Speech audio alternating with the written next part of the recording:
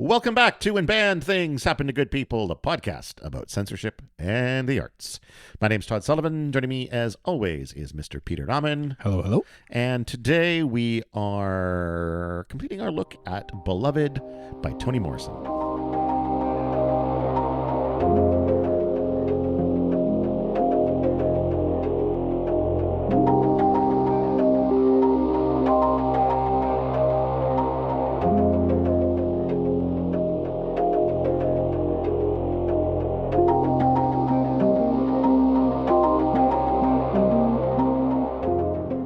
What do we say? We say What do we stamp say? paid. Boy, Stamp paid. Fuck shit up. he sure did. He just had to come in. So, at the end of part one, stamp paid gets, he digs around and gets this article out and, lays it all on Paul D about what exactly Setha did. Yeah. And Paul D doesn't believe him at first. No, he's like, that's because it's a drawing, right? I mean, this is pretty old timey, so it's not like there's photographs. Yeah. And on the off chance that you have not heard previous episodes, we should probably tell you what it is that Setha did. Yes. She killed her youngest. Yeah. Her second. Her second youngest. Yes, child. So she had and escaped. attempted to kill the rest of them. Yeah, she had escaped. They had escaped from Sweet Home. Her youngest. They were slaves. Current baby. Yeah, they were slaves at Sweet Home, which was the plantation, which was, as far as what we've heard, actually a comparatively nice place. Yeah, compared to a lot of other plantations at the time. There, even though the owners, were slave owners, they were more progressive, I guess. If that can be called, if we can say that. So things weren't quite as bad, but I mean, it was still slavery. It was slave still, owners. And when the Mr. Garner, who owned Sweet Home, when he passed away, things became quite a bit tougher. Her Mrs. Garner's brother-in-law or something like that. The school teacher was invited to come kind of. And Mrs. Garner was quite unwell by that time. Yeah, too, she was bedridden. School teacher and the rest of the men that came with him sort of took over and things became the running of things. More akin to what you would imagine a plantation at the time would be like. Yeah. Beatings and all sorts of stuff, and it wasn't the good old days at Sweet Home anymore. So they escaped. They had been escaped for about 4 weeks. Yeah, about a month, 28 days or something like that. So they had come to Cincinnati or Cleveland. Cincinnati, which one? I don't know where this takes place anymore. Cleveland? No, Cincinnati. Yeah. aren't they both in Ohio? Yeah, I think so. Yeah. I think they're near Cincinnati. Our U.S. listeners are going to be real frustrated. It's not our fault you have so many states. Yeah. So the school teacher and a sheriff and some other riders roll in. Yeah. About a month after they've escaped. They're thinking things are pretty good. They actually had a big party the day before, so everyone's real tired and lethargic, and so the school teacher and his posse ride through town. Basically, are able to ride up to where they're living. No warnings. No one's really paying attention because nobody everyone's warns sleepy them, right? from the party. So Setha is kind of wild with fear of going back to Sweet Home, and wild with fear about her children having to experience slavery now that she's free. So her solution is to take them all into this barn, and she's going to kill all of them. She's going to kill. Yeah. She tries to kill first the two boys, and then she slits open the baby's throat with a hacksaw. Yeah. And at the point that she's found is basically trying to bash. Yeah, she's swinging the newborn. The newborn. No, I think because Denver's the newborn. Oh, that's right, the newborn. Yeah. I keep getting that confused, but the newborn. She's swinging the newborn, trying to swing it against the wall and missing. Yeah. And so if not for those, the initial missed swings, Denver probably would have gone too. And in fact, I think we find out later it's Stamp Paid that actually saves Denver. Yeah. We find out later that Setha's plan is for them all to die, including her. Yeah. She intends to kill herself so that they'll all be reunited on the other side. Exactly. And we find out, in her mind that it's because she loves them so much that she doesn't want them returned to return to that slavery, life, right? Or have to live that to in any lose way. that essential freedom. Yeah, exactly. And so when this newspaper article is shown to Paul D, detailing that, Paul D is like, no, I don't believe it. That doesn't look like her in the drawing. She'd never do that. But then the next chapter, chapter 18, Setha confides all of this into Paul D, to which Paul D basically he pieces out. He's like, okay, that's some fucked up shit. I'm out of here.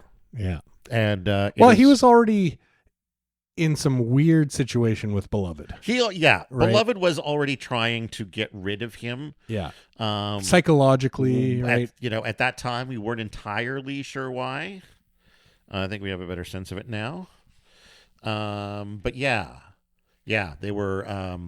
She was trying to get rid of him, and now he's gone. Yeah. So part 2 starts with a focus on Stampede, who is the underground railway ferryman who was transporting people across the river. So he feels bad that he's shown Stampede this newspaper clipping. He's like, why did I dredge this up? And he realizes that he didn't think about Setha's feelings before he confronted Paul D with this information. Yeah.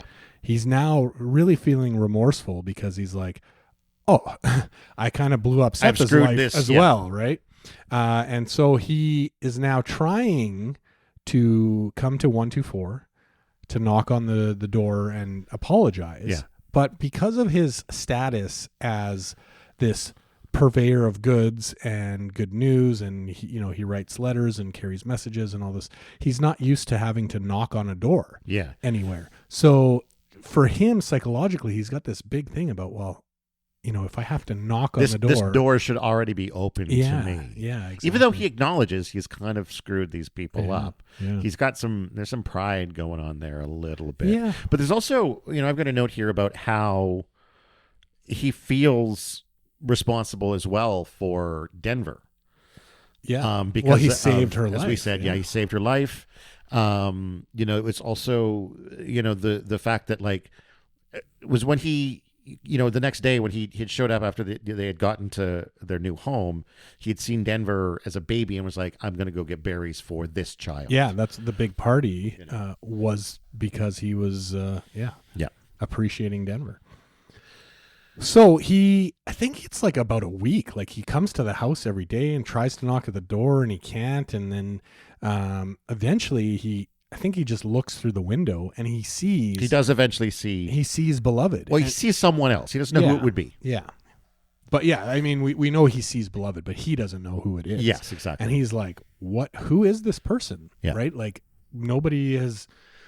I guess nobody in the town really has seen Beloved. She's really just stayed around the house. Or so we learn that, nobody knows. And he's now, Stampede is asking around. He's asking people in town, hey, do you know who this is? Yeah. Who's staying there? Who is this person? Yeah. And nobody knows. We also get a moment of flashing back to baby Sug's funeral. Mm-hmm. We learned that she wasn't allowed to be buried in the clearing where she was, she would go to do her little religious ceremonies, and instead had to be buried next to Beloved, or where the baby was. Well, and then also around the funeral, Setha and Denver, they stayed in the house, right? For the kind of the food and all that kind of stuff. She wouldn't let them in the house, so they had to do the funeral kind of out in the yard, and they wouldn't eat that food. They wouldn't kind of mingle. So, that I think further reinforced people, within the town, within the communities, that they don't want sense that she's too good for us, or that kind of thing, which isn't true. I mean, she just had a horrible sadness in her heart. For sure. We have Setha looking back on sort of the past months and years, and just seeing these little glimmers of happiness that are very, very temporary. She looks at those 28 days that we talked about of friendship and family and support and community before the party when that kind of everything broke apart, and then there was the trying to kill her entire family, which was people reacted badly to it. And then again, then you had this long stretch of isolation of just her and Denver and the spirit. That's right. Yeah. Before Paul D arrived, it was when Baby Suggs was still alive. I think it was a lot more bearable. Yeah. Right. Yeah. But once Baby Suggs passed away, I think it was something like 8 years until Paul D showed up. So that's a long time. And that was just another the two of them and the ghost. Right. Another little glimmer of happiness once Paul D's there. But now Beloved is her source of happiness here, I think. That's right. And so on this one particular winter night, they go out ice skating. Oh man, they have a blast. They've only got like 1.5 pairs. 1.5 pairs. They got 3 skates amongst the 3 of them. So Beloved gets the 2 skates. Denver has one that she wiggles around on, and Seth is just sort of on her own 2 feet on the ice. Which she thought she'd be good, but she's way, way, way slipperier than she thought. Yeah. They all have a great time. Lots of laughs. Oh, sorry, before that, when Stampede is kind of asking around town, he finds out that Paul D is still in town. Yes. And is actually staying at the church. Yes. So he's now going to go on some mission to figure that out. Yeah, because he does, the first family he goes to, not the first one, but one of the families he goes to talk to, they do say that, like, if anyone's going to know who that person is in 124, it'll be Paul D. That's right. And Paul D is staying at the church. Yeah, so why not ask Paul D? And he's like, I didn't know he was still around. Yeah, and again, that's a little bit odd, too, because Stamp is surprised that no one has offered Paul D a place to stay. Yeah, they anyone kind of associated with 124, it seems like they don't get the normal hospitality. Like they have been ostracized from the community in kind of every respect, right? The other thing we find out is that the other families in town think Paul D knew all along about what Setha had done. Right. And that he kind of left for some other reason that they kind of think and is that him Setha's staying fault. there for that time was an approval of her behavior. Yeah. Okay. Back to the snow day here. Back to the snow day. Yeah, they have the great time. They're ice skating. They're falling. They're laughing. They get cold and wet. They get back to 124 afterwards. They make a fire. They have some warm, sweetened milk as they all sort of get under the covers. And then there's sort of a creepy moment where Beloved hums a song. Yeah. That when she's done singing it, Seth is like, that's the song I made up. Yeah. For my kids. Only me or my kids would know it. Yeah. And Beloved basically just says, well, I know it. Yeah. Doesn't at that moment say, well, obviously I'm your kid, but it's clearly pretty implied. I think for Beloved, like she is, or started out as a baby, right? So, even though she's now in the body of a 18-year-old or 19-year-old young that she's lady, maybe not that mature. I don't think, mentally, like, especially when we think back to when she first arrived on the scene, I think she's kind of akin to like the movie Poor Things, right? Where, she's just kind of like physically a woman, but mentally is growing from rapidly from a childlike state. So how she knows things and where she knows them from and how to kind of articulate that. I mean, we still do get glimpses that her, how she speaks and her language and things like that aren't very advanced. Right. For sure. She's still quite childlike. Touch me in the inside place. Yeah, exactly. So I don't know if she would be able to even understand how she knows the song or that she really is baby, right? Right. All she's doing is singing a song that she knows and acknowledging that she knows it. She may not be able to necessarily make that connection. Same with the earrings, when she was first there, right? Yep. She doesn't know how she knows. She just knows that. But this leads Setha to finally click. Finally. I mean, Denver has known for, I don't know, a month or two in or something like that. She figured it out real quick. And now finally. And she's pretty stoked about this. Yeah. she gets up the next morning. She's late for work, but she doesn't really care because her focus right now is on her child return to her. Yeah, she's got a minus the Howard and Bugler, she's got her kind of family back, right?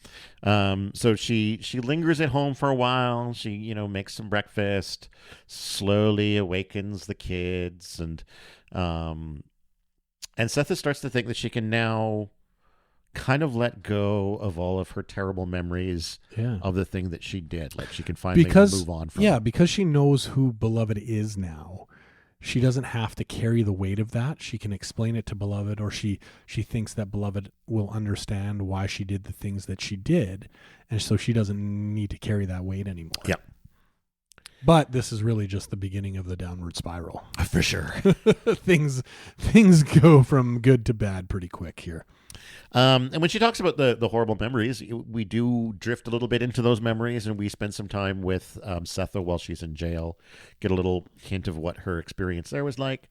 There was a point where Baby Suggs comes to visit, asks, where's your earrings, which I think were a gift from Sweet Mrs. Home. Garner. Yeah. And she hid them in her dress or something like that while she was traveling. I think they were taken from her temporarily so that she didn't hurt herself with them, was the concern. In the jail, we learned that she was allowed to be released for the burial, but not for the funeral. Mm-hmm. Of Baby Suggs. No. Or of the child, of the baby. Of Beloved, yes, yeah. Sorry. Yeah. She was out by the time Baby Suggs died. She hears about how since all of this happened, Howard and Bugler are now just kind of glued to each other. They're holding their hands constantly. Mm-hmm. And as I was reading this stuff about Howard and Bugler, I was starting to think how much of their memory of what happened impacted their decision to leave. Mm-hmm. Because we do find out as this progresses that as much as we thought there was kind of a happy family going on between Setha and Denver, that may have just been on the surface, that Denver was constantly afraid that something was going to make her mother snap again and kill. So, Denver from a young age maybe didn't know what was going on. Then she strayed over to the neighbor, Lady Jones, there, and got some schooling. And then the one school kid kind of asked her about it. This is in part one. Yeah. And from that moment on, she kind of clued in to what had happened. For sure. And from there, and we get a little kind of glimpse of Denver's kind of life here, of being in kind of constant fear, wondering when is mom going to kill me? And I think too, like Howard and Bugler would have been old enough to actually retain the memory of their mother trying to kill them. So that's got to, fuck a guy up. Yeah, for sure. We have a couple chapters about kind of the perspective of Beloved. So first, chapter 20 is sort of Setha's stream of consciousness, which is just sort of her kind of elated to have her child back. Yeah, we get the sense of how she's like latched on. Yeah. The other thing with Denver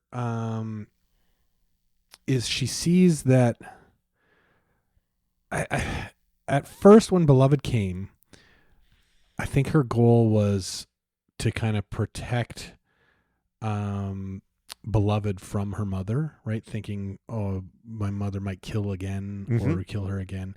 And now seeing how after Setha kind of clicked in as to who Beloved is and how things have started to progress around the home, and she kind of sees how like Beloved is leeching the energy from Setha. Yeah. Yeah. Denver's focus is now shifted to, now I have to actually protect my mother from Beloved. Right. Yes. There's a fundamental paradigm shift there. I think initially too, there was an element of when Beloved first showed up, Denver was feeling disconnected from her mother because her mother had now had Paul D and their shared history that she wasn't a part of. And when Beloved showed up, that was something that Denver could cling on to as her thing. Yeah. We already saw one chapter earlier where she was super obsessed with Beloved. Yeah. Yeah. But now, like you said, at this point in we're at chapter 21 now, which is Denver's POV.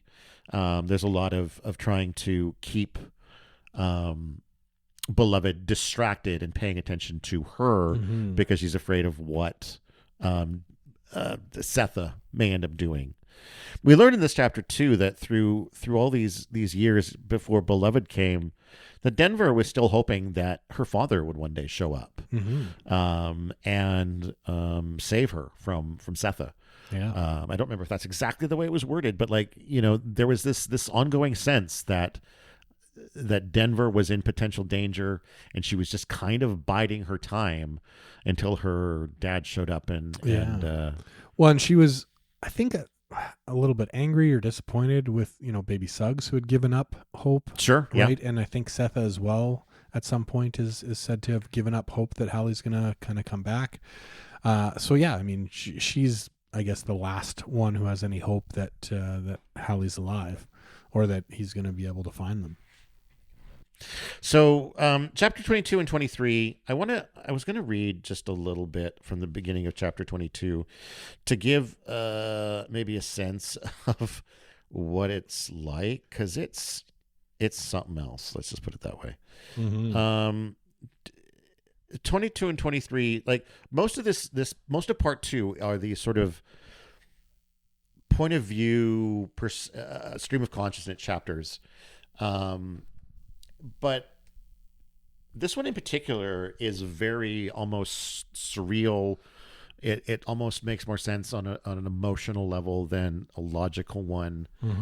It starts, I am beloved and she is mine. I see her take flowers away from leaves. She puts them in a round. Oh, there's no punctuation. Yeah, there's not a single punctuation in this whole where chapter. A lot of it is. I see her take flowers away from leaves. She puts them in a round basket. The leaves are not for her. She fills the basket. She opens the grass. I would help her, but the clouds are in the way. How can I say things that are pictures? I am not separate from her. There is no place where I stop. Her face is my own, and I want to be there in the place where her face is, and to be looking at it too. A hot thing. Yeah, a hot thing happens quite a bit at the end of kind of a paragraph. So it's tough to really understand what this imagery is supposed to evoke. I think if we read into the next chapter as well, that part of this, right, like the clouds being in the way, those are gun smoke from an attack or something like that, while they're trying to escape. The hot thing is that blood, because someone who's transporting Beloved dies, while they're escaping. She still makes it to 124, but there's obviously this core memory, and it's written in the sense that it's very fractured and disjointed, like a small child would picture it. And then chapter 23 is a slightly somewhat more grounded POV, but then it gets into kind of another kind of stream of consciousness conversation between, I assume it's between Beloved and Setha. Yeah, and I had a question of, is Denver kind of also in this as well? Like, because there's this, you are my sister, you are my daughter, like, it's almost like both Setha. I suppose that's true. It's probably the family. It's her connection to the family. Yeah. I'm not sure who the men without skin are either. I assume it's white men. That's what I thought, right? Yeah. Like men without skin, or just like light skinned, or white so men. It's again, that would be maybe again, if Beloved is still kind of struggling with the mental acuity of a baby, that's maybe how she would articulate this concept that she's not really sure of. Because to her, having only ever really been aware of black people, seeing this person who doesn't have black skin is that must weird, mean he's skinless. Yeah. Right. Yeah, that's how I took it as well. But I'll read a little bit from this one, because it's kind of this conversation, but there's no telling who's kind of speaking or answering or what have you. You can kind of get it a little bit, but so tell me the truth. Didn't you come from the other side? Yes, I was on the other side. You came back because of me? Yes. You remembering me? Yes, I remember you. You never forgot me. Your face is mine. Do you forgive me? Will you stay? You're safe here now. Where are the men without skin? Out there, way off. Can they get in here? No. They tried that once, but I stopped them. They won't ever come back. So, it gives us the sense that, Seth has clicked into who Beloved is, and they're having this conversation. And really, maybe this happened over a much longer period, but it's kind of compressed for this chapter to give us a quick kind of rundown of the things that they talked about once Seth had figured everything out.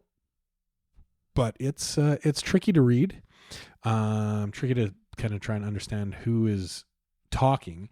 And then it kind of devolves more into, Beloved, you are my sister, you are my daughter, you are my face, you are me. I have found you again. You have come back to me. You are my beloved. You are mine. You are mine. You are mine.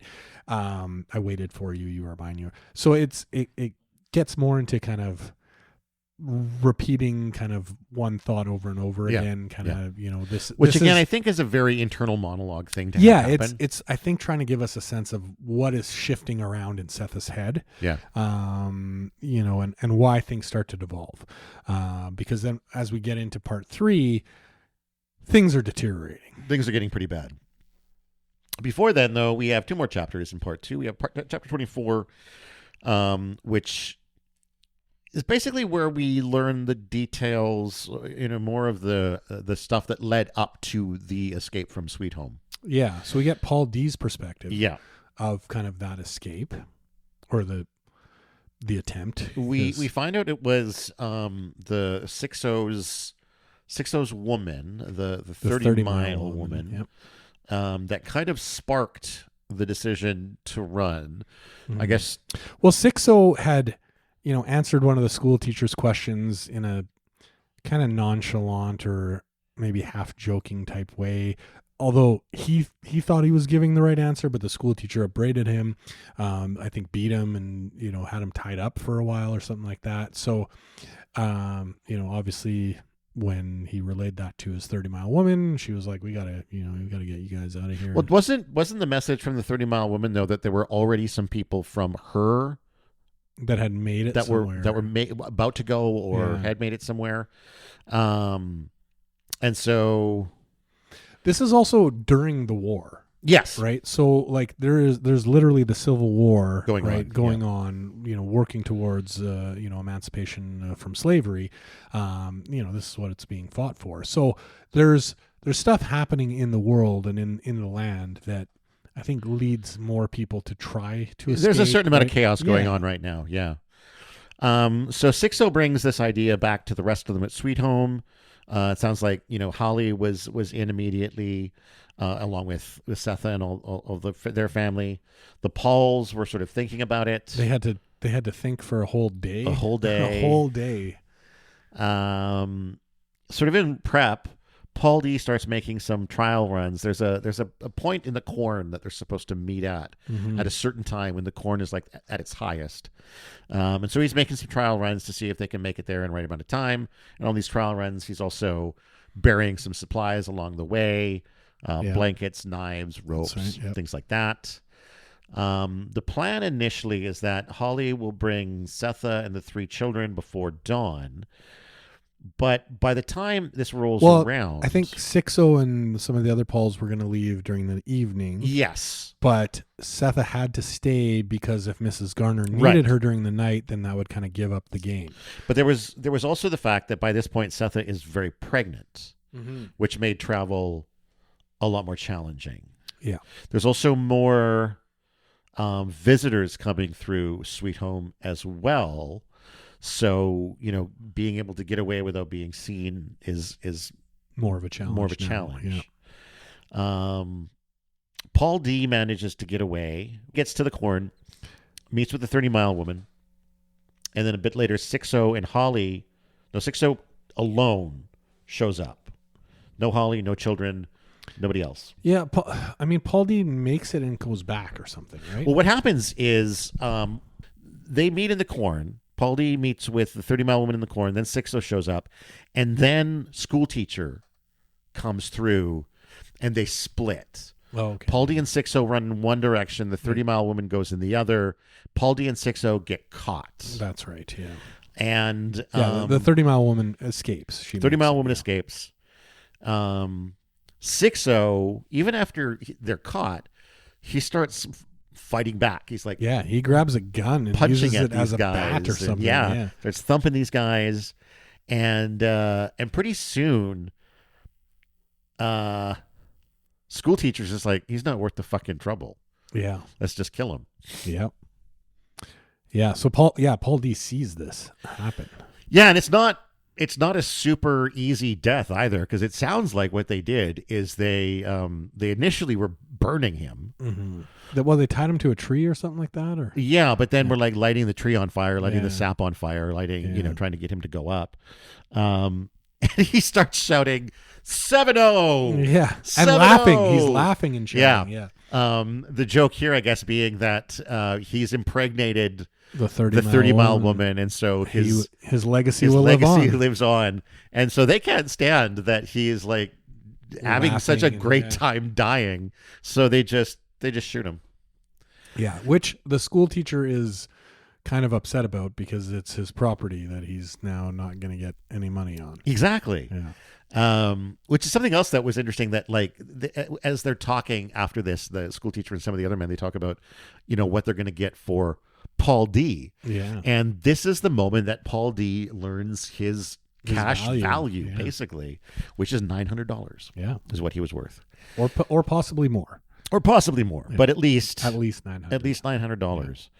And it just, that leads him to wonder, like, what did they lose on 6-0? What was the 30-mile woman worth? Less or more? And well, I think the women, because they can breed, they're normally worth potentially more, right? Even though they maybe don't work quite as hard. But it's a potentially limitless resource. That's right. Yeah. Chapter 25 brings us to Stampede finding Paul D at the church. Mm-hmm. Apologizing. Paul D's in rough shape. He's in rough shape. He's drinking again. He's drinking at the church. Drinking at the church, as somebody points out. And Stamp, always the man trying to like smooth everything over. Yeah. He apologizes. Stamp apologizes and says, like, I'm sorry that no one offered you a place to stay, because like anyone would have you. You have to know that anyone would have you. A man comes by asking about a woman named Judy. I don't remember Judy. Should I have remembered her? No. But Stampede plays off like he doesn't know her when obviously he knows everybody, and her real name's Judith, and we're not really sure why he plays that off, because we don't know who this person is that really asked, but he acknowledges that there's the road he's looking for is just up the road that way. But the only reason that stuck in my head is like after this conversation, when Stamp and Paul D are talking again about like how anybody would put you up, Paul D's like, you think Judy would put me up? Yeah. Like, why are you asking about Judy? Are you just like jumping from one woman to the next? He just hears a woman's name and is like, hey, what about this Judy? And Stamp also tries to communicate to Paul that like what you think about Setha from what she did is not what you think. Mm-hmm. And he tries to kind of explain it. And what he says, I wrote the quote down, is she was trying to out-hurt the herder. Mm-hmm. She was trying to, I guess, cause that final pain that would prevent the incremental little pains that would the lifetime of pain. Yeah. Right. Yeah. And so that's pretty much chapter 25. Yeah, there's a little Stampede's also trying to get some information on Beloved. Right? So, kind of trying to find out who she is and all that kind of stuff. I think there's something about, he asks like if her skin was smooth on her hands or something like that. Yeah, that came up a few times. Yeah, and he says, yeah, it's smooth, and that seems to indicate that she's a spirit or something like that. I guess maybe to it's everyone. the indication that like she hasn't had to work. Yeah. But there's no weathering to her hands from having and how to- could someone, who's an 18, 19-year-old lady not have, worked hands or Exactly. something like that, right? So she must be a spirit. And then, near the end of this chapter, Paul D is kind of broken down a little bit, and he's asking Stampede, how much is he supposed to take as a man? Like how many hits can he keep taking? And Stampede's response is, take all you can. Yeah. Keep going. Yep. Yeah. Yeah. Go find Judy. Maybe she can help. Yeah, help you out. go talk to Judy. She might help. And that's the end of part 2. Yep. Into part 3 at chapter 26. Things are getting bad. Setha has lost her job at this point. She's become so obsessed with staying home with Beloved. Yeah. So when we talked about when she found out she kind of was late for work a little bit, that just kept getting worse. Yeah, and that was worse just till the she first stopped- day. She stopped showing up. Yeah. Altogether. They're also kind of slowly starving. Yeah. So Setha used to she worked at a restaurant, so she used to bring home food. Yep. From the restaurant. She was also getting, some little bit of money. like $3 a day or something, which I think is actually pretty decent. Yeah. And they had a cold storage with food and all that kind of stuff. They had stockpiles and supplies. And they've now kind of worked their way through that. Things are getting pretty bare in the cupboard. There's not a lot of food to be had. And Denver is kind of watching this almost like an outside party. She's been almost entirely removed from that core. Well, because Beloved and Seth are so obsessed with each other now. Yeah. They're so intertwined that Denver's like a third-party observer. But she's seeing kind of the fact that Beloved is leeching the energy out of Setha.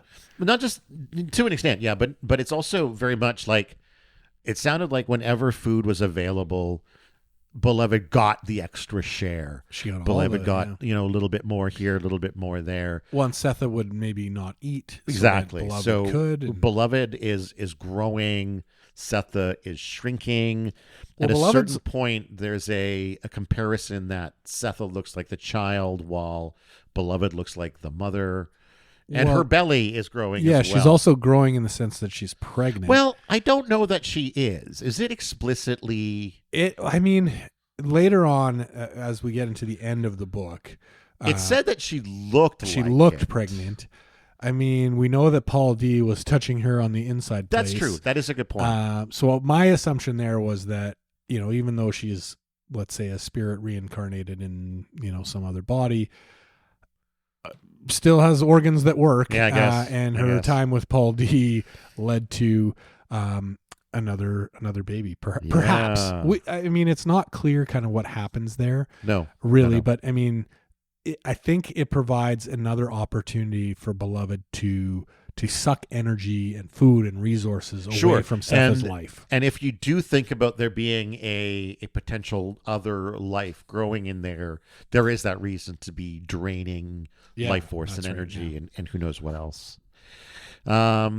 They mentioned that they spent their entire life savings, $38, on some fancy food and like decorations for their outfits to they really got get like spiffy. some really fancy outfits. Yeah, ribbons and Yeah. dress goods. And through this, Beloved is making more and more demands of Setha. Yeah. I got to have the best chair, Which- the extra. Setha's not turning down. She's No. whether she's trying to make up for, what she's done, or she's just so, happy that her daughter has returned. Like the motivation exactly as to why Setha is giving her everything. Maybe it's all of the above kind of thing. Well, and it even gets to the point where Beloved is making these literal accusations to Setha that you abandoned me. Yeah. You left She me just keeps on the bringing other it up side. and up. Yeah. And there's a point. It might actually be in a future section, but it was basically this idea that like as much as Setha was trying to apparently seek forgiveness, it's almost like she was also denying herself the opportunity to receive it. Like she wants to suffer for what she's done. Yeah, I mean, I think part of that is that she's been doing that for 18 years or whatever it's been, since the killing of Beloved in the first place. She's been doing that, and maybe it's just ingrained in her, right? We've had a few different chapters throughout the book where she kind of expresses that she kind of not maybe wants to suffer, but even she feels like she deserves it. It's interesting though, because there was a point after Beloved had arrived where Setha's thought is, I don't have to obsess with the past anymore. I can finally let it go. Yeah. And now it seems like the opposite of that is happening. Yeah, and I think part of that is one of the reasons Beloved is there is to not exact vengeance or anything like that, maybe, or maybe that's part of it, but to put Setha through the paces a little bit, right? She becomes once Setha figures it all out. Yeah, Beloved becomes increasingly more demanding. She's outright challenging Setha on things, and I think for Setha, like, she has that feeling that she deserves it. Yeah, absolutely. Right, and that's why she puts up with it, and why she turns into it. At a certain point, Denver notices that Setha has spit up something that she didn't eat. So things are getting really bad for her physically, and Denver realizes that basically she needs to do something to save her mom's life. Yeah, she's got to leave the warmth of 124 and go out into the world. And we find out here as well that Denver really hasn't left the house. Yeah, not for since a long time. Not since the incident at the school. Yeah, she's really, so after that incident, she was essentially deaf, or couldn't hear psychosomatically, couldn't hear what people were saying for quite some time. So she was kind of in her own little world, where she learned how to lip read and all that kind of stuff. And then as she kind of came out of that, she didn't stray from the house. So, I mean, she did play in the backyard, and she had her little secret room out in the, out in the thicket. But as far as going into town or visiting neighbors or really being part of the community, she doesn't go out, or she hasn't really been. So this for her is kind of a big undertaking, in the sense that she has been basically a homebody for most of her life, essentially. So it's quite scary for her to have to kind of go out into the world, but she sees what's happening. She sees how Setha is, physically and mentally deteriorating, and goes, they're running out of food. There's nothing to eat. And she goes, I got to do something. I'm the only one here who can. Yeah. I got to go out into the world and, get a job or beg for food or whatever it is. So her first stop, her initial plan is to go and see Lady Jones, who I believe is the woman that was the teacher. That was her teacher, yeah. Yeah. So she has this sort of vague memory of the route to get there. And she's kind of terrified every step of the way as like people pass by. It's like, oh my God, should I? Or someone waves at her and she doesn't know if she should wave back. One thing to keep in mind is we talked about they went out and spent a bunch of money on fancy clothes. So she is wearing her crazy, weird, fancy dress. That's true. Like, this is her, what she's going out into the world with. So it's not just that she's, kind of people perceiving her as, oh, that's, the girl from 124. She's also dressed pretty crazily for the time as well. Indeed. So she's getting some funny looks out there. Yeah, she's getting some funny looks. Someone waves. She doesn't know if she should wave back. Some people are walking up towards her, and she's panicking because she doesn't know she should cross the road or whatever. She eventually makes it to Lady Jones's house, who is surprised to see her. She's expecting someone with raisins, and because she has to whole bake sale that type she doesn't want to thing. do. Setha doesn't say much initially, but Lady Jones invites her in for tea. Denver. Yeah. Sorry, yes. Blah, blah. That's because I wrote Setha down because I'm dumb. Invites her in for some tea. They share their tea. And finally, Denver basically says, I need to work. Yeah. And Lady Jones just sort of says, no, no. Let me just give you some food, and you guys take care of yourselves.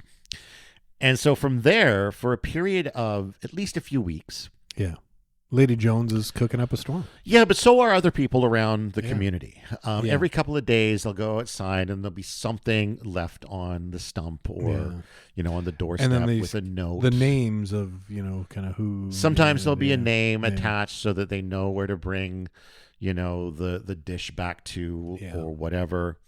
But everybody in this community is sort of beginning to kind of get back to where they should have been in the first place, right? Through this, Beloved is continuing to grow as Setha continues to shrink. I mean, by the time I think we get to kind of the end of the book, Beloved, I think, looks like she's like full term pregnant. Yeah. That's the impression that we get for sure. So the food stuff is happening, but Denver still wants to do more. And so she's still looking for work, and I'm not sure who it was that points her to the Bodwins. So the Bodwins are the couple that the Garners knew that live in town. They actually own the house. They own 124 and were renting it, to baby Suggs and now to Setha. And someone suggests that she kind of go see them to help find her work, or maybe work for them. I'm not sure exactly. Is that Stamp Paid that suggests it? I don't recall. I think Denver kind of comes to it herself, just knowing that the Bodwins helped baby Suggs and helped Setha at various times, and so maybe they'll also help the third generation. There was a section, a bit of a lengthy section here I wanted to read just from before this. And this is sort of Denver observing the weird relationship, I guess, between Denver and Beloved and sort of the complexity of what's going on there. Denver thought she understood the connection between her mother and Beloved. Setha was trying to make up for the handsaw.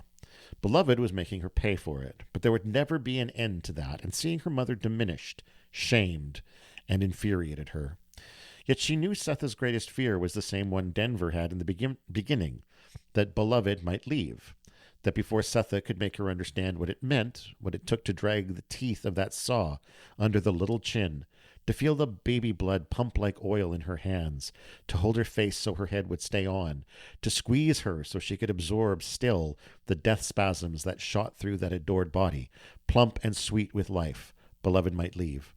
Leave before Setha could make her realize that worse than that, far worse, was what baby Suggs died of, what Ella knew, what Stamp saw, and what made Paul D. tremble. That anybody white could take your whole self for anything that came to mind. Not just work, kill, or maim you, but dirty you. Dirty you so bad you couldn't like yourself anymore. Dirty you so bad you forgot who you were and couldn't think it up. And though she and others lived through and got over it, she could never let it happen to her own. The best thing she was her children. Whites might dirty her all right, but not her best thing. Her beautiful, magical best thing, the part of her that was clean. No undreamable dreams about whether the headless, feetless torso hanging in the tree with a sign on it was her husband or Paul A., whether the bubbling hot girls in the colored school fire set by patriots included her daughter, whether a gang of whites invaded her daughter's private parts, soiled her daughter's thighs, and threw her daughter out of the wagon. She might have to work the slaughterhouse yard, but not her daughter. Yeah, I think that's a pretty good summary of kind of the horrors of the time. Yeah, and the exactly what it was that Setha was trying to prevent. That was what that sort of potential. And all things considered, they were at a pretty decent plantation comparatively. Yeah, no kidding. Right, and it was that bad. So we get a real impression of just how horrible that life was. Yeah. And why it would drive a mother to do that. So Denver heads off to the Bodwins and meets Janie Wagon, who, after some chat, offers to try to get Denver working nights there, because basically she just takes care of the Bodwins. Bodwins are getting older. They need a little bit more help at night, so she's sometimes been staying later. Kind of like the Mrs. Garner situation. Kind of, yeah. You need someone on call during the evening in case something happens kind of deal. Denver tells Janie that like her mom's not well and that there's a cousin visiting who's also sick. But pretty quickly, word seems to spread about town that this cousin is actually the dead baby returned. Yeah, I think this is also... I think Janie asked something about the skin on her hands as well. I think she did, yeah. Right, and that just triggers her to go, oh, that's a spirit, that's the ghost, right? Like... so yeah, that not having worked, or that this body appeared out of nowhere and hasn't suffered, essentially, right? What leads her to believe, and everyone who hears it, to believe that she's a spirit or the returned dead baby. And so gradually, these women who have kind of recently been working together to provide food for it's 124. basically like the church group. The church group, right? Like the church ladies, yeah. The potluck people. Yeah. They decide they're going to head out to 124 and get to the bottom of things. See what's happening there. See what's causing Seth the harm. Well, before that happens, though, Janie Wagon is successful. In her kind of ask to. Yeah, because on this particular day, because all of this everything is coming to a head here. That's right, yeah. On the day that these women are headed over to 124 to see what's up, Denver is sitting on the porch waiting for Mr. Bodwin to arrive to give her a lift into town to their house to stay for the night. So as these women are approaching, they kind of posse up. The way it's written, you picture like, the scene in any kind of show or TV ad where like someone's walking down the street and people are coming out of their houses and joining the group, and it's getting larger and larger as they head towards the 124. 30 black women walking down the road with here. Bibles in hand. I think a few of them start to pray when they get there. Yeah. And singing too, or something. Singing. They kind of are singing at the house. Yeah, and which is what draws sort of Setha's attention from inside the house. Setha and Beloved they look outside and then they step outside. And as they get there and as all these women are there, we also see, she also sees Mr. Bodwin riding up. She sees a white man riding She sees a white man. Setha doesn't know that it's Mr. Bodwin. Yeah. And we get this weird little backstory on Mr. Bodwin. Skinless man. I don't know why we got that. But Mr. Bodwin shows up, and Setha and Beloved. And this is the first time that pretty much anyone has seen Beloved. Especially all this outside church, of the core people, like outside of Paul D and Denver, and she's completely naked. Yeah, because it's the summer and it's hot, and she's pregnant, and appears pregnant. Yeah, appears to be pregnant. And so they come out on the porch. Beloved is totally naked. Setha's withered away. There's 30 church ladies singing hymns or whatever they're doing, praying and singing at the house. And Setha sees a white man ride in. So it's kind of this immediate flashback to the party that happened 18 years ago. Exactly. Where, and in fact, even I remember reading at this section, some of the 30 women arriving too, it talks about how they almost saw their past selves there at the party. Yeah. Some of them have memories of the party as they'd come into the yard. Yeah. And so, you're right. Setha sort of sees this figure that immediately makes her think it's school teacher or something of that ilk arriving to do this thing to her again. Yeah, I mean, we got to, I think, picture her here as kind of frail and wasting away a little bit. She's been essentially cooped up in her house with Beloved, reliving memories for however long.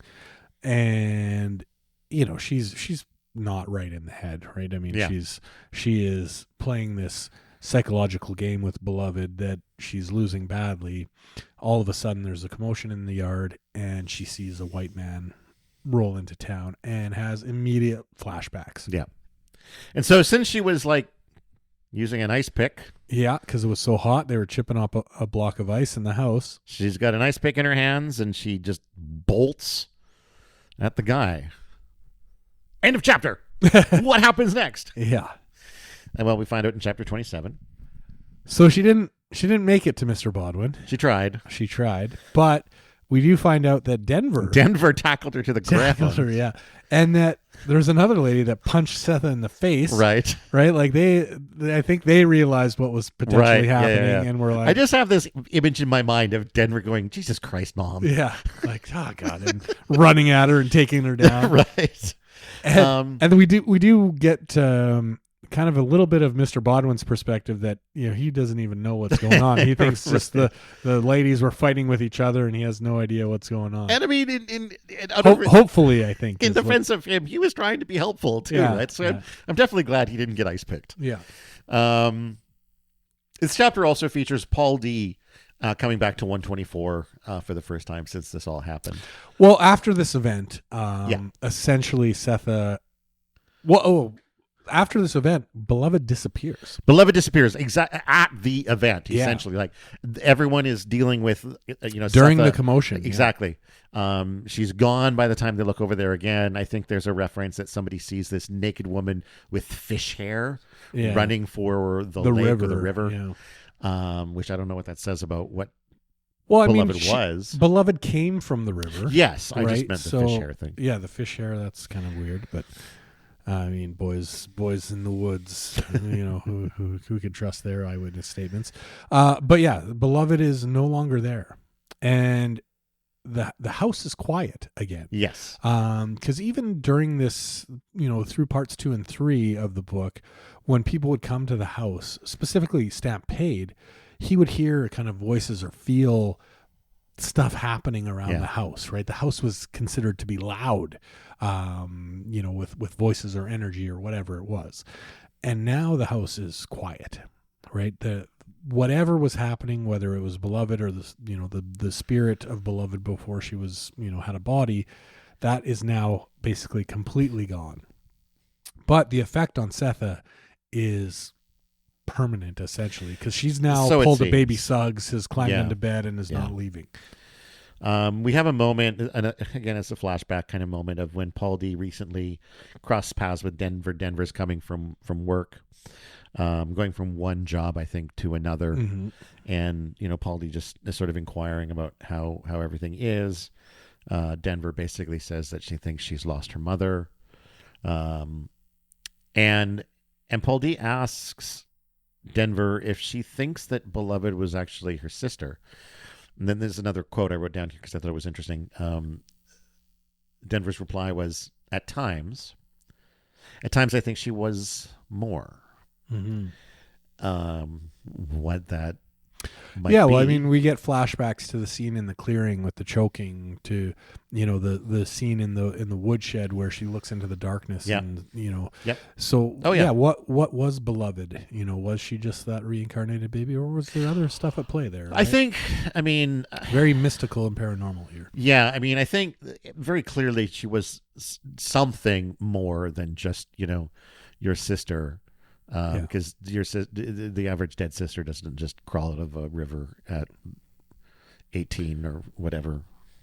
Yeah, the average, I guess. Yeah, we're looking at average. If we're looking at average, if we just take the average of dead sisters, but not often. Yeah, certainly an outlier. Yeah, for dead sisters. But Paul D. does make it back to 124. He asks I think Denver, the interesting thing about that encounter between Paul D. and Denver is that before she was very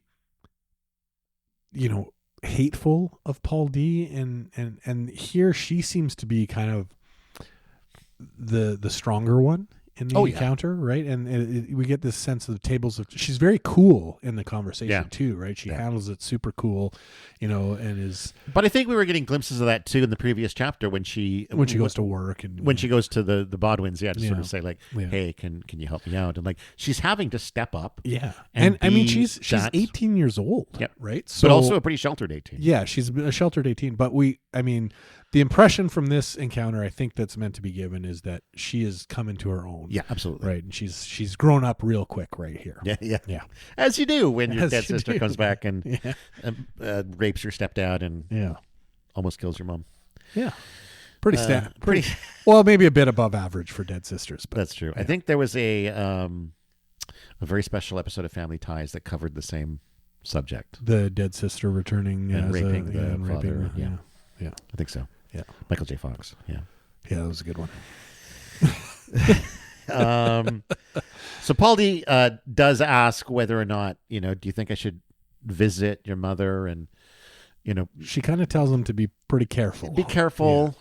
She's like, I don't know that I'm not going to say not to, but I don't know that it's a great idea either, kind of. But he does. I think at this point we must assume that things didn't work out with Judy. And he's kind of like, well, guess I'll see how Seth is doing. Guess we'll see how Seth is doing. Judy didn't pan out, so... Paul D, you dog. Paul D, dog. D is for dog. D is for dog. So yeah, he does go back to 124. I don't know if it was an intentional or just the way it happened to be, but he notices that it talks about how he goes back in the same kind of order that he was evicted from the place, spiritually. So like first to the cold room, and sees how it's empty, and working his way in. He's looking around. I think he goes upstairs. He goes up to the bedroom. Looks at the bed that sees how small it is. Seth had shared, and was like, "Wow, this bed was small. How do we both fit in there?" He can't find her anywhere. Goes back downstairs and just sort of as a final thought, goes into what was Baby Suggs'. Pardon me. Which they call the keeping room. The keeping room. And she's there, and she's in bed, and she basically, I would imagine at this point, looks a lot like Baby Suggs. Probably. Right? Just laid up in bed, withered away, right? Physically she has changed dramatically over the last, 6 months or a year or whatever it's been. He goes back to wanting to help her. He offers to bring her some water. He's trying to be comforting, right? Yeah. And Seth falls back on talking about how she's lost her best thing, which was in her mind, beloved. Yeah. And what Paul D tells her is, your best thing, Setha, you are. Yeah.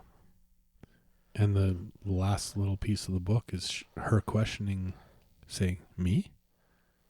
Yeah. Not even really accepting it. And then chapter 28 is just sort of, again, it's a very almost poetic chapter. It's very short. It's one page. Mm-hmm. And it just seems to talk about how the memory of what happened with Beloved just sort of fades away. People kind of forget that it happened. Yeah. I guess Life goes on. Yeah. And that was Beloved. Yeah. Pretty challenging read. Yeah. I would say. It's extremely evocative language in the book, right? Like it helps paint a lot of very interesting pictures, but sometimes it's very hard to decipher. It is. Kind of what you're picturing in your mind. There's lots of, especially, we have a few different chapters in the book that are kind of stream of consciousness or, conversations in it, whether there's no punctuation or too much punctuation or, whatever's going on. There's very different styles in those kind of tangents, those chapters and they stick out quite well. But they're tough to wrap your head around, what you need to be picturing or what you should be picturing happening there, what the time frame is, it's a challenge.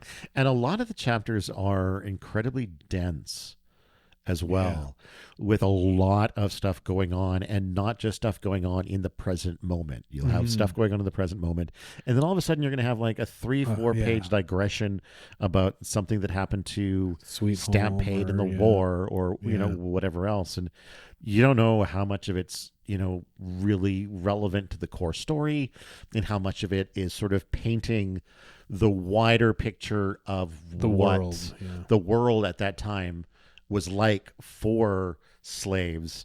And I do think that that's relevant. I think that's incredibly important for a novel like this, but it did make it challenging for me as far as being able to zero in on, what are we going to talk about?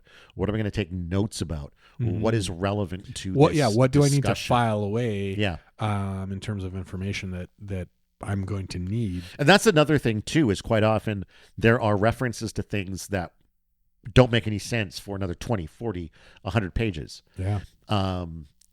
There's lots of stuff in parts 2 and 3 that clear up things from, and part 1 is, you know, 200 pages. Parts 2 and 3 together are about 120 5 pages. So that's pretty much, that's a race almost towards the finish line there. Well, and I mean, given how things kind of happen at the end with the expose on what Setha did to Paul D, then it's kind of a race downhill from there. But there's lots of pieces of information, and I know we talked about this already in previous episodes, about where it's unclear as to what that particular piece of information means at the time, right, until you get more context, which, as you said, could happen 50 pages down the road. And the fact that you have to file all this stuff away in the hopes that it'll become clear later, which it not always does, and sometimes it's, you know, a particular piece of information doesn't get referenced ever again, and it was just world building or flavor or color or that kind of thing, right? Certainly makes it. But again, I do think that sort of world building is important in a book like this, especially when, you know, people like you and I, a couple of, you know, middle class white dudes who are pretty separate from this sort of world, need to kind of understand really what it was. And I think another thing for us to wrap our heads around just how terrible that world was, and how disparate the lives of you know, former slaves or free black people were to white people at the time, right? And that fear, right, which comes up several times in the book and is the main kind of motivator behind Setha's actions. It's difficult to, you know, kind of wrap your head around, and that flavor really helps, you know, get you into that mind space and into that world for sure. So I don't want to say, you know, too much, because as far as like a final thought on the book, because we do have a live wrap up we'll do, and you know, save it for that. And beyond that, I think I just need, I literally just finished about a half an hour before we started recording. So I need to sit with some of this a little bit and really kind of dwell on it a little bit. But I do think, and I said this to you before we started recording, that this might be best absorbed if it was read like over the course of a weekend.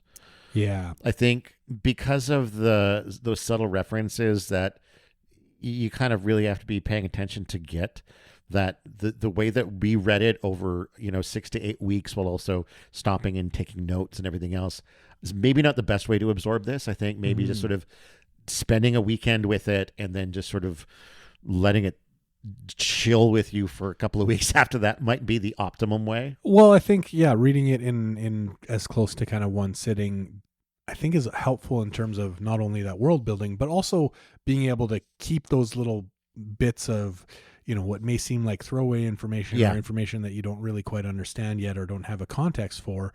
That all becomes, I think, a lot more clear when you're reading it all in kind of more one go. Definitely breaking it up makes it harder to kind of track through that stuff, especially because it's not super chronological.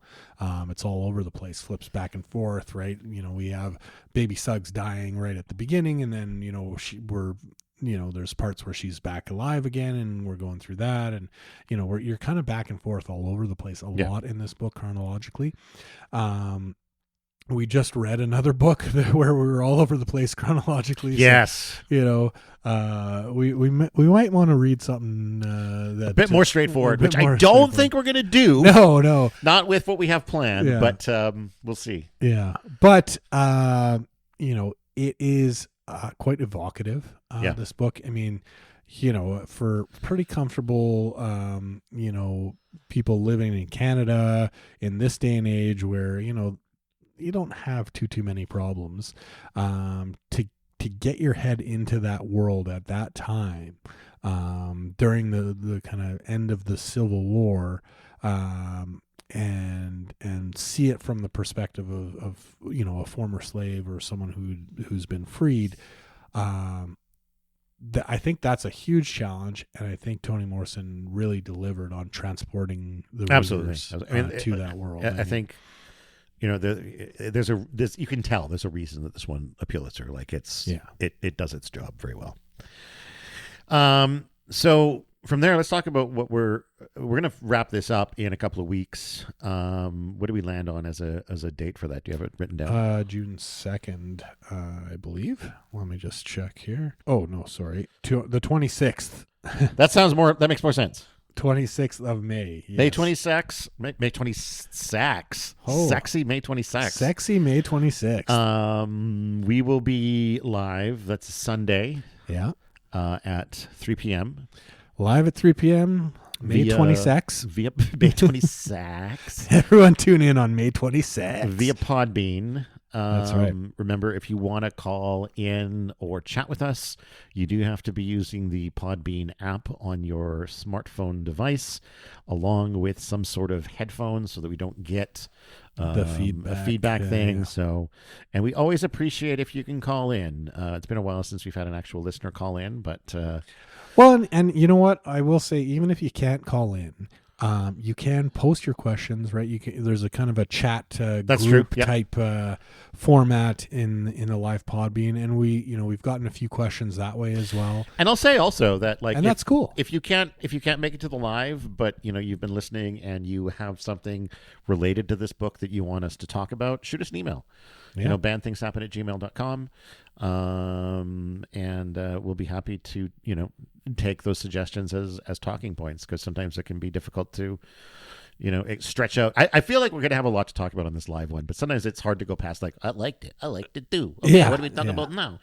And I know we're pretty good at blathering on about things, but definitely appreciate other perspectives, other points of view. You can tell us what you want to hear from us. Yeah, I mean, we can't think of everything, and we have certain worldviews and biases that cloud how we look at things. So anyone who has either read the book or has thoughts about it, or any other stuff that we've covered on the podcast, we've had some interesting discussions about stuff off the topic as well during some of these live episodes. So it's a time to interact with us and to, pick us apart or ask us questions or, give us a different perspective, because the whole point of this is to take a real hard look at what people are banning or thinking that we shouldn't be talking about, and look at those ideas and look at those thoughts and get them out there. Right. So we don't want to censor anybody. So that's true. Come and give us your opinion. Speaking of that, I have to, I got to go looking for something here, because we had a comment on one of our podcast episodes that I wanted to share with everybody. Okay. This is, hang on, I got to find it here now. This is going back a ways. This is before your time, Peter. Just please don't be on the Turner Diaries. It's on the Turner Diaries. Okay. So yeah, we're going from Beloved to Turner Diaries? Oh no. You clearly know what to expect from this. If I can I don't know how to get to the comments on here. Did I go there? Oh, maybe that will. Oh, shush. Okay. So this is from the Turner Diaries, Part 1. from at GJL Creative Studios. Thank you for the comment, JGL Creative Studios. They say, the performative disgust gets to be a bit much. I get that in order for this video to survive the censors, you have to do some of that, but still, the one guy sounds exactly like the streamer Destiny. I don't know if that's me or Oren. That supposedly sounds like the streamer Destiny. I know I've been known to talk pretty quickly, as I think that's something Destiny does, so it might have been me he was referring to. Do you know the streamer Destiny? I'm familiar with him. Yeah. I've seen some of his videos. No, I'm letting on to people just how clueless I am. Okay. Streaming. It's good to know we're reaching the audience that supports the Turner Diaries. Like, I'm kidding. It's not great to know that. But we read it, so you hopefully don't have to. Yeah. Well, and isn't it? It's you can't obtain a copy, really, can you? Not legally, no. Not legally. No. Yeah. It's not hard to do, but well, I haven't done it. I'll say that. Let's talk about what we're doing after the live, because we have an exciting summer. I came up a couple of weeks ago with, I thought, an exciting theme for summer. We haven't done enough themes here lately.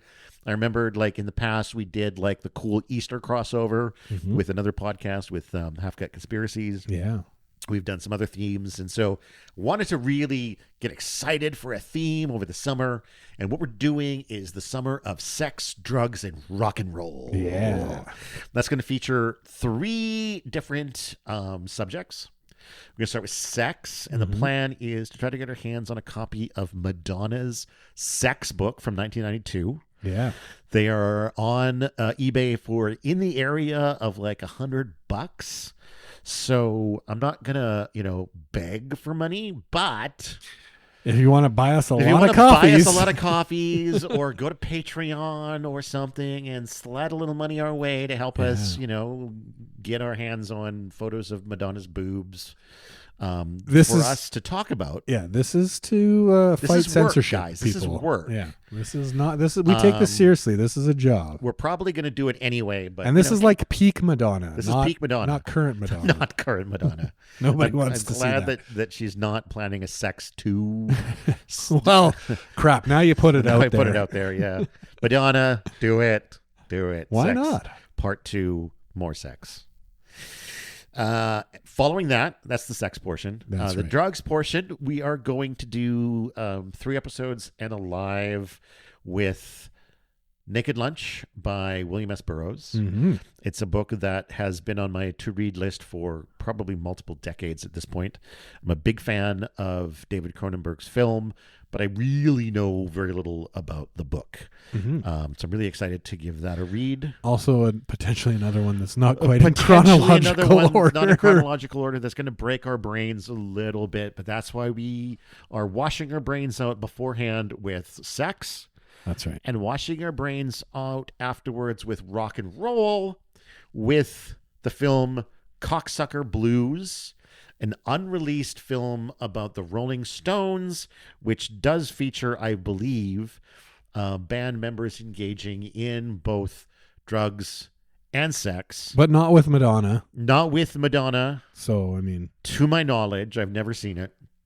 Yeah, I guess we'll find out. But it is apparently available to watch in questionable quality, but when it comes to films like this, you get what you get.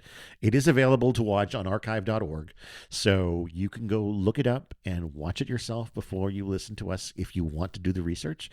Otherwise, you can listen to us talk about whatever Mick Jagger was getting up to at the 13-minute mark. I don't know if there's anything going on at the 13-minute mark. I just made it up, but how cool would it be if there was something there? I mean, I think there's probably going to be something at every minute mark at the 13-minute mark. Be honest. I mean, you call the movie Cocksucker Blues. I think stuff is going to be happening pretty regularly, but we're excited to tear into some of this stuff. Summer of sex, drugs, and rock and roll. I mean, my last year we had kind of a similar summer, but we're willing to try it again for you guys. Exactly. So that's what we got for the next couple of months, and I'm super stoked to be able to announce that, and hope that you will come on this adventure with us. Next up, like you said, was May 26th. May 26th. For our live wrap-up of Beloved. Coming to you live. Looking forward to that. And if anyone's looking to advertise, with us, we don't have any advertisers. We do not. But it may help us get some funds to get a hold of certain books and materials to help keep this thing going. Yeah, who knows? If you got a product you want us to shout out, we'll figure something out. That's right. Do you make beer? We'll shout out your beer if you send us some. We're pretty capable of shouting out beer. We are pretty capable of shouting out many things, including beer. That's right. Our Patreon. Check out our Patreon. Go to our website, blahblahblahmedia.com. All of our stuff's there, as well as our link tree, which is linktr.ee/blahblahblahmedia. All our stuff's out there. Yeah. Really, we just look forward to hearing from you guys. Yeah. Let us know you're out there. Yeah. We'll wrap that up for this week. My name is Todd Sullivan. I'm Peter Ammon. And until next time, go read a fucking book.